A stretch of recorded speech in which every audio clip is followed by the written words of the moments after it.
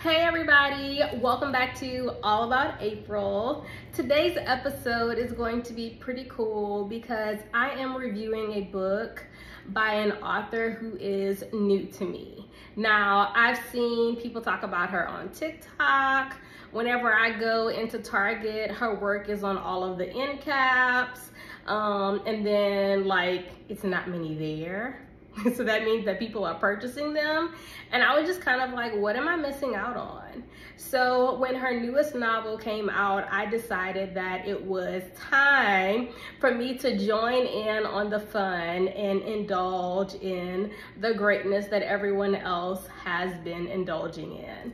Who am I talking about? I'm talking about Emily Henry and her book, Funny Story. So I had also purchased Happy Place, but this is actually a library book because we support the public libraries over here, okay? And if you're not, go ahead and get into the habit of that. But yes, this is a library read, and because she was a new to me author, I was kind of like, do I want to spend my full money or what? But I probably will go ahead and purchase it because I like the book a lot. And that's something I typically do in regards to library books. But let's go on ahead and hop into this particular story. First of all, I loved many things about her writing. I loved the banter between the characters. I loved the undeniable pining between the characters. It was just like, it was written so well, and I really enjoyed the way that she wrote it in these books. So those two things in particular really captured my attention because those are things that I ultimately look for in writing in general. Now, Funny Story actually details a woman named Daphne who is set to marry her fiance, Peter. But a couple weeks before the wedding, Peter tells her, yeah, I'm kind of in love with my woman best friend who's been my friend since we were children, and I don't think that we should go through with the wedding. And I need you to move out within the next couple of weeks because she's gonna be moving in and we're gonna be starting our life together. So can you do that? Y'all, this was like a few pages in the book and I already wanted to jump on Peter because, excuse me? Yes, that's how she started this book off. So, I'm immediately immersed in this story because, girl, what is happening here? But the other piece of this is Daphne is a librarian, and Daphne has uprooted her life to accommodate where Peter is living. So now, where is she gonna go? She don't have a home. And before I continue, this might contain a few spoilers, but I'm gonna try to give you the story as much without it, but just so that you can get a feel of how much I loved it as well. And continuing on, Peter actually, his woman bestie, her name is Petra. Peter, Petra, it sounds like they belong together, right? But on the other hand, Petra's boyfriend, Miles, is also heartbroken over the fact that he and Petra are no longer together because she is, packing up and moving in with Miles.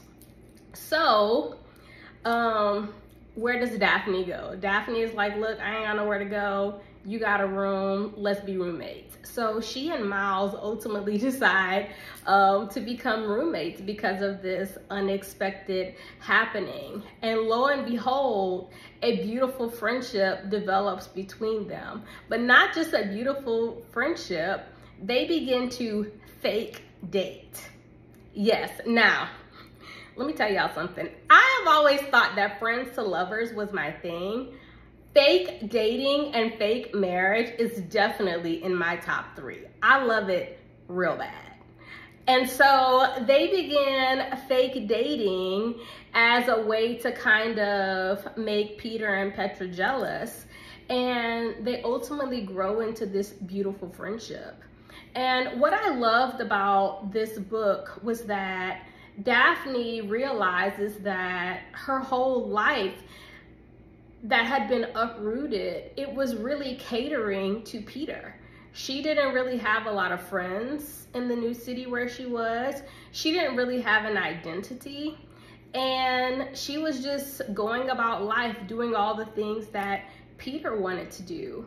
And then with this budding friendship with Miles, especially as a roommate, they begin to hang out.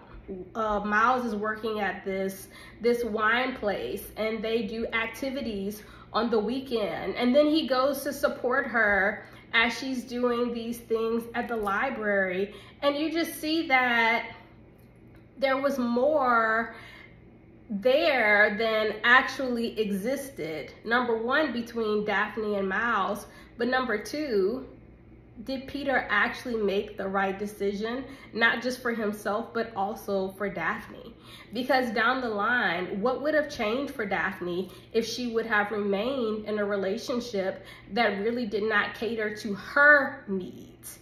Miles did things that allowed Daphne to come out of her shell. She, became friends with one of the people that she worked with at the library. She learned new activities. She even learned to find the strength within herself. And I just felt like that was so beautiful to be able to both read and to be able to see, because a lot of times, look, let's keep it 100 right now. We have friends who are very male-centered, meaning everything in their relationship is about their man. And then whenever the relationship ends, they want to be friends with you, but you've grown past the part where they are, and it's really, really difficult to be able to maintain that. And lo and behold, Miles never held it against Daphne. He just wanted her to be able to see that there was more to life than what had been offered to her. Another big piece of this book was you got to see the family dynamics come into play for both Miles and Daphne. Miles had a sister who came to live with them unexpectedly, and then you get to see exactly why she comes and why people feel a way about Miles, because some people feel that he's irresponsible, he's not a good partner, and so forth. And then for Daphne, she has an estranged relationship with her father. She has a great relationship with her mother, but her mother and her are two completely different people. Her mother is living her life to the umpteenth level. Every day she has an activity, or she's traveling, or she's doing something. And I'm not gonna lie, it was very admirable to be able to read a woman, of an older age living her life at that level. So all of these dynamics come into play in Daphne and Miles's world, and ultimately you get to see how they are able to fit all of this together for them. There is this third act type thing that occurs, but the beauty in this whole fake dating thing was that it happened on their time. So it was a slow, gradual buildup to what was ultimately to become between them. And I really, really appreciated that. I'm a slow burn girly in general, but to be able to read a book where you get to see exactly how they come together, how they're going on these dates or these activities, how they are supporting each other, how they are finding what life really is.